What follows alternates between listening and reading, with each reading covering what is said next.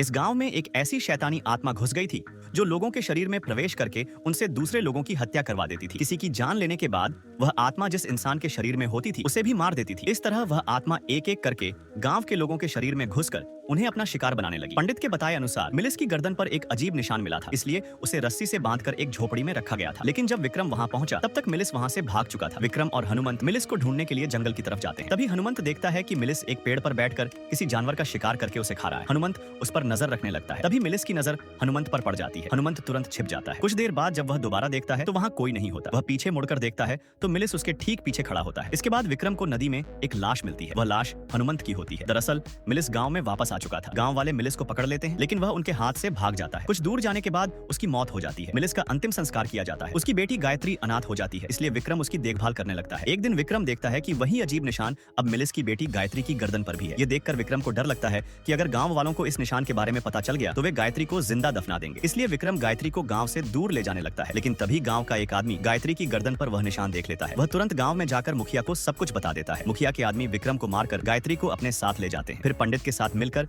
उसे दफनाने की तैयारी करने लगते हैं। उधर विक्रम की आंख खुलती है। उसके सामने एक देवी दिखाई देती है। देवी विक्रम से कहती है कि उसे गायत्री को बचाना होगा। यह सुनकर विक्रम तुरंत वहां से भागता है और गायत्री को बचाने पहुंच जाता है। गांव वालों उसको रोकने की कोशिश करते हैं और उसे पकड़ लेते हैं। उधर पुजारी घंटी बजाकर आरती कर रहा होता है। घंटी की आवाज सुनते ही गायत्री बेचैन होने लगती है। यह देखकर विक्रम किसी तरह खुद को छुड़ाता है और एक बड़ी घंटी लेकर आता है। वह पूरी ताकत से घंटी बजाने लगता है। घंटी की आवाज से गायत्री के शरीर में मौजूद शैतानी आत्मा बाहर निकल जाती है। इस तरह गायत्री बच जाती है और उस आत्मा के कारण परेशान हो रही सभी आत्माओं को भी आखिरकार मुक्ति मिल जाती है।